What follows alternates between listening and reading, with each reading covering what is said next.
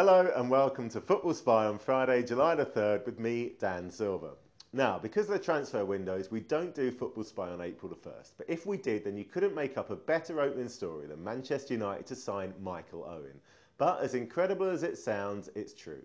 The former Liverpool hero with hamstrings more like banjo strings, who couldn't get into Newcastle's relegation fodder side at the end of last season, and who was so desperate to find a new club that he put together a catalogue hawking his services as though he was a piece of garden furniture, could be about to join the league champions.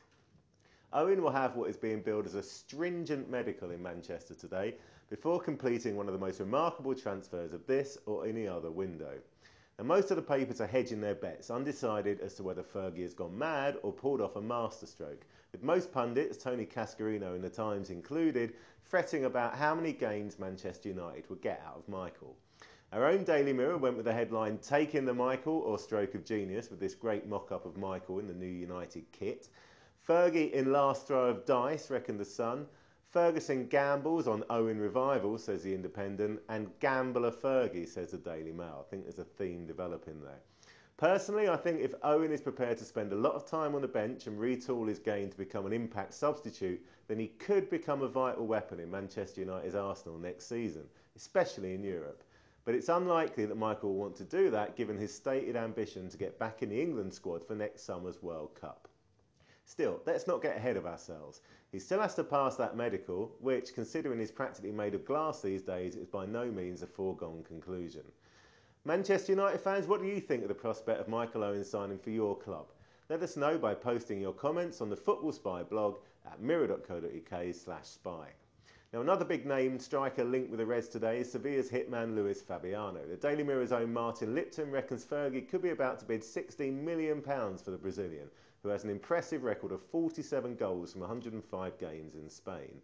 And he's also a bit of a bruiser, getting sent off in his early days at Sao Paulo for karate kicking an opponent in the neck. Still, it never did Eric Cantona any harm. You can see video of that incident and find out everything else you need to know about Luis on my profile of the player at mirror.co.uk/Fabiano. Elsewhere in Manchester, City are realising that John Terry is yet another thing that money can't buy, alongside love, Kaká and qualification for European football. Chelsea revealed last night they've turned down another bid from City, thought to be in the region of £30 million for their skipper. But before you dismiss this as more insane delusions of grandeur from Mark Hughes and co, The Guardian is reporting that John Terry's associates have made it clear to Man City officials on several occasions that the defender is at least interested in seeing what plans they have in place for the club. Now, it's extremely likely such a move will happen in the short-term future, but if City have a great season and Chelsea don't, well, watch this space. Now, later this afternoon on mirror.co.uk, you'll be able to see an exclusive video interview with Arsenal legend Martin Keown on what Arsene Wenger needs to do in this transfer window. But surely his biggest priority must be to keep Cesc Fabregas. The Sun are reporting today that Barca have tapped up Arsenal's captain, with the Spanish side's president Juan Laporta claiming Cesc has Barcelona in his DNA. Maybe they could just clone him then and save everyone else the bother. Down at Portsmouth, the financial uncertainty surrounding the club is threatening to severely undermine their season. Glenn Johnson has already left, and now Peter Crouch could be on his way too, with AC Milan and Fulham vying for the big man's signature.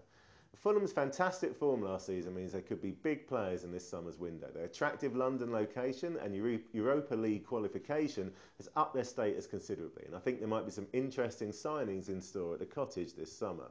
But another Pompey star almost certainly set to leave is out-of-contract defender SOL Campbell. The former England man has really rediscovered his form on the South Coast, and I think could still do a very decent job for most Premier League sides. Although it appears he could also do with rediscovering some of his marbles too.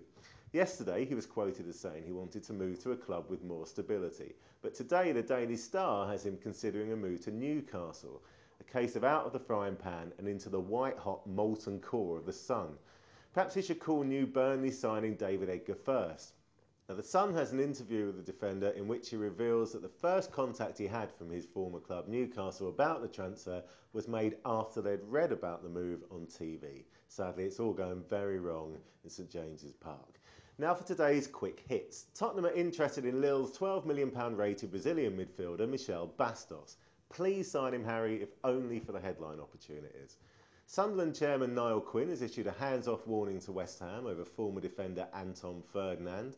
Hull are considering offering out-of-contract midfielder Didi Hamann a one-year contract, and Wolves will complete the £2 million signing of Sunderland defender Greg Halford today. Finally, did you watch England's under-21 semi-final with Sweden? Martin O'Neill obviously did, as the Star reckon he's going to bid £8 million for their hotshot striker Marcus Berg. What a shame he wasn't also managing our young Lions when he was out there as well. As ever, keep up with all of today's breaking transfer news at mirror.co.uk/sport and leave your questions and comments for future shows on the Football Spy blog.